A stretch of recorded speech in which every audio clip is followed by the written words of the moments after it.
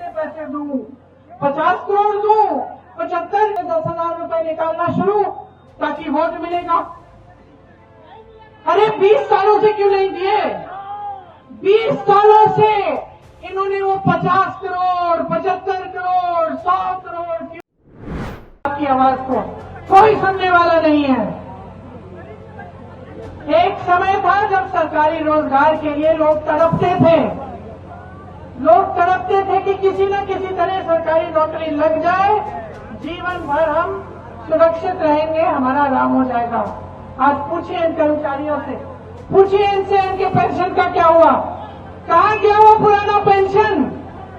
वो भी बड़े बड़े सेठों के पास मार्केट में लगा दिया गया है। इनको पुराना पेंशन भी नहीं मिलता। आज सरकारी नौकरी क्या, सरकारी जितने कारखाने हैं सब बड़े बड़े सेठों को सौंप दिए गए हैं, और वो भी अंबानी अदानी 2 सेठों।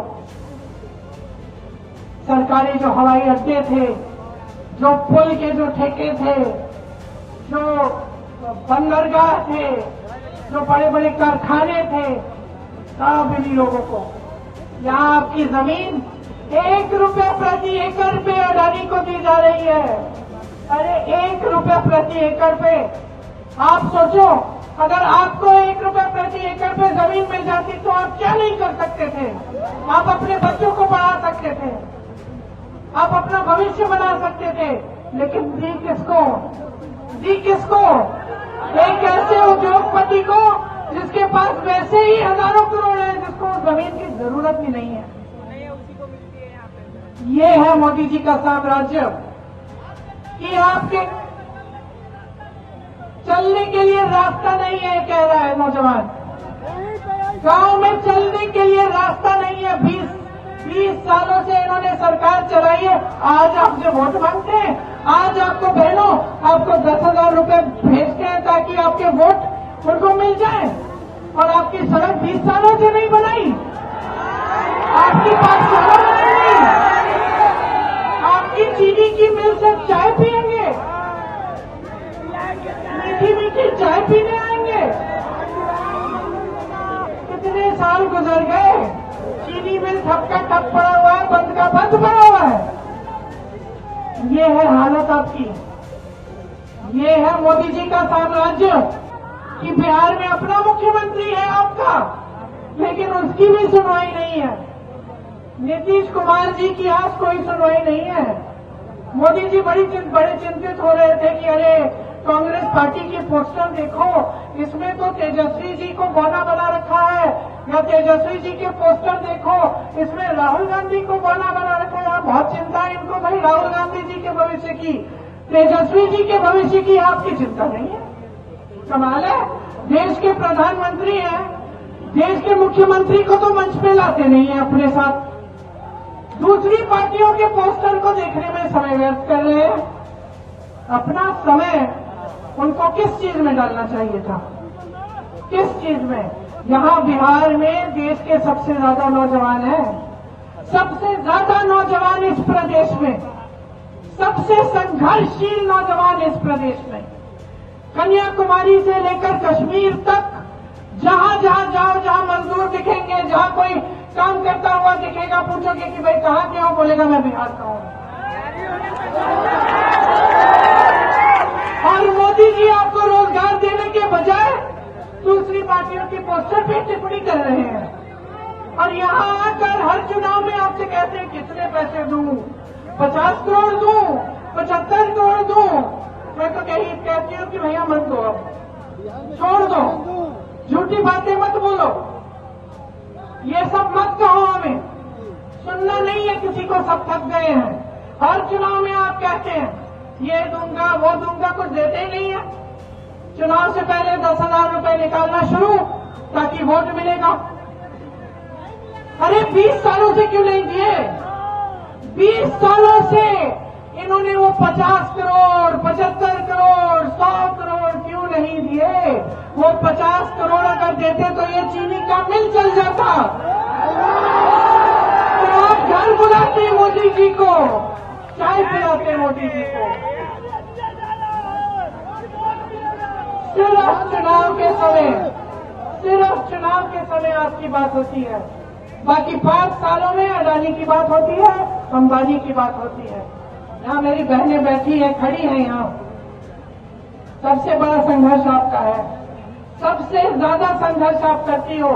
ये नौजवान लड़कियां जो यहाँ खड़ी है, पढ़ने के लिए भी तुमने संघर्ष किया होगा, कल रोजगार चाहिए होगा, संघर्ष करोगी। अब चाहे कुछ भी करो, घर आके तुम्हें ही काम करना पड़ेगा, तुम्हें ही घर संभालना पड़ेगा, बच्चों की परवरिश करनी पड़ेगी, बड़ों का देखभाल करना पड़ेगा। सब खाना खाएंगे, अंत में तुम खाओगी, सब सो जाएंगे, अंत में तुम सोगी, सब काम करके थक के आके लेट जाएंगे, तुम लेटोगी नहीं। और तुम्हारे लिए क्या है? चुनाव के समय घूस, यही है। बाकी 5 सालों में कुछ नहीं। तुम्हें आगे बढ़ाने के लिए क्या किया? तुम्हें रोजगार देने के लिए क्या किया? तुम्हें मजबूत बनाने के लिए क्या किया? कुछ नहीं किया। खुद कर रही हो, कोई सहायता नहीं है। समाज से भी मुश्किल होती है, समाज भी सहायता नहीं करता, सरकार भी सहायता नहीं कर रही। अब उनको दिखने लग गया है कि महिलाएं जो है इकट्ठी हो रही हैं, समझदार हो गई हैं, समझती है कि उनके वोट में शक्ति है, तो चलो चुनाव के पहले दे देते हैं 10,000 रुपए। आज ये परिस्थितियां है आपकी, ये परिस्थितियां हैं कि आपके सामने देश के बड़े से बड़े नेता आकर झूठ बोलते हैं। बिल्कुल सही बोला। अगर देश बचाना है, देश चलाना है, तो ये सरकार हटानी पड़ेगी। अगर अपना भविष्य बनाना है, तो ये सरकार हटानी पड़ेगी। आप में से हर परिवार में से कम एक सदस्य पलायन करके जाता होगा। कोई समझता है कि इसका मतलब क्या है?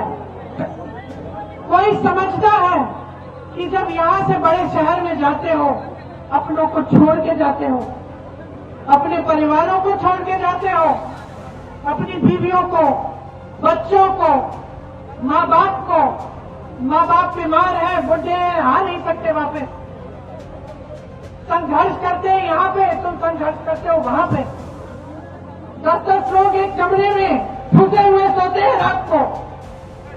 जहां नौकरी मिल जाती है वहां नौकरी ले लेते हैं, अच्छा वेतन है, नहीं है, कोई बात नहीं, कुछ तो मिल रहा है, चलो घर भेजने के लिए कुछ तो होगा हाथों में।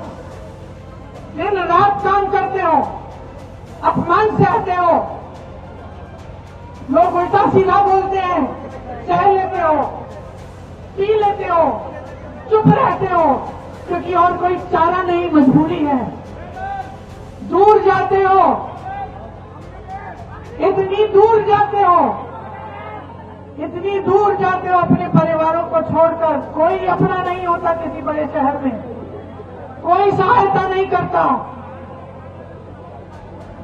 यहाँ पे बच्चे बीमार पड़ जाते हैं, आने नहीं देते, नौकरी करनी पड़ती है, वहां रहना पड़ता है। कोई समझता है कि दर्द क्या है आपका, कि जब तक नौकरी खत्म करके आओगे, बुजुर्ग हो जाओगे, छुट्टियों में दिखेगा तुम्हारा परिवार, यहाँ कुछ नहीं मिलने वाला, ये है दुख तुम्हारा। सबसे बड़ा दुख है। मैं उस पर आ रही हूँ।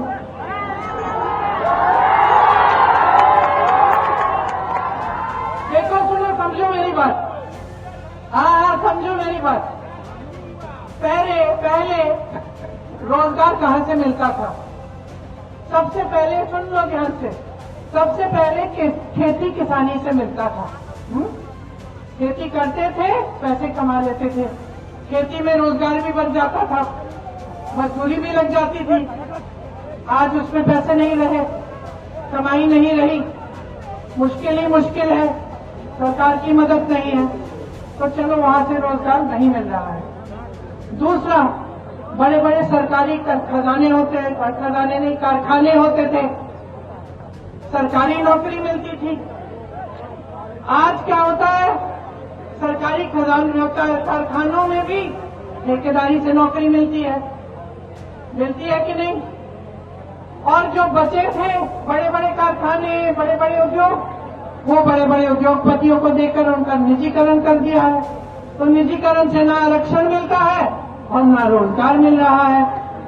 तो दूसरा जो तरीका था जिससे आपको रोजगार मिलता था वो भी खत्म। तीसरा, आपको सेना में भर्ती होने से मिलता था, फोर्सेज में मिलता था। मैंने यूपी में काम किया है, यूपी से लगा हुआ है बिहार। सुबह 4 बजे मैं देखती थी गांव में नौजवान दौड़ लगा रहे हैं, इतने बच्चे दौड़ लगा रहे हैं।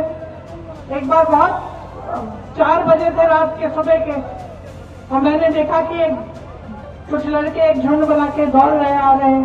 तो मुझे लगा कि भाई, मुझे तो पुलिस पकड़ रही थी उस समय, क्योंकि मैं प्रदर्शन कर रही थी, तो मैं पुलिस से बच के जा रही थी। रास्ते में देखा कि 8-10 लड़के आ रहे हैं। मैंने कहा ये क्या कर रहे हैं 4 बजे सुबह? पूछा अपने साथियों से कि क्या कर रहे हैं 4 बजे सुबह ये लोग। यहाँ मेरे यूपी के साथी बैठे, कहा कि दीदी ये तो दौड़ लगा रहे हैं, प्रशिक्षण कर रहे हैं, क्योंकि सेना के लिए, भर्ती के लिए एग्जाम देंगे, फिजिकल देंगे। फिर मैंने बातचीत की उन बच्चों से और उन्होंने बताया, हाँ तुम जितने थे उनमें से आधे तो बड़े थे, आधे तुम जितने थे कि चलो 1-2 साल बाद देंगे हम इम्तिहान, फिर भी हम अभी से प्रशिक्षण करते हैं। इतना चाहते थे लोग कि हम सेना में जाएंगे, और उसमें सिर्फ नौकरी की, रोजगार की बात नहीं थी, उसमें देशभक्ति की बात भी है।